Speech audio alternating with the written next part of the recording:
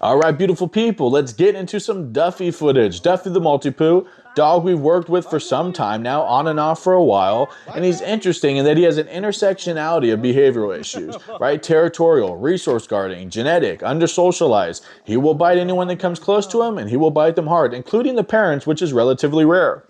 So this is going to start with before footage, some of the early stuff, and we're going to transition to the better, the progress the further we get down the video. Now, this is interesting in that he's alerting and freaking out when his parents aren't there. He knows me, but he's trying to call to them because I'm in his space. So this tells me that he's still acting a fool even with his family gone. We have more serious issues in a relationship problem. If I take the dog away from the family and the dog's better, it's generally a relationship problem.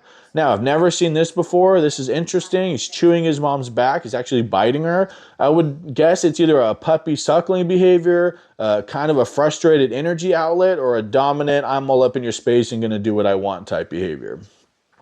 Now, if you guys have dogs like this that flip over, they flop, puppy tantrums, parking themselves on walks, they don't want to move, you got to keep the directional pressure on the leash. You can get low and coax them into your space, but don't give in to their terrorist threats, okay? Because that's what they're learning. And whatever you do or don't do creates a new habit. Even that last frame you saw, Duffy, he pinches the leash between his back pad and his wrist, is another form of manipulation because he's a smart little son of a gun, and he knows that if he clenches the leash there, I'm not going to drag him and we'll have to stop, and he's hoping we'll go back home and we don't have to walk.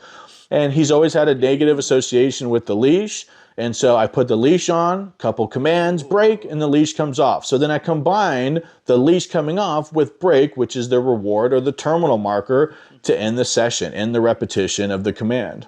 And this is a space you saw earlier he was protecting, and now he's a little happy McNugget. And I'm telling him his left command, and we're just being goofy. Notice I have the leash on, right? This is another way to build a positive association. I'm doing what I call bringing the tail up, making noises, high-pitched voice, getting the dog excited.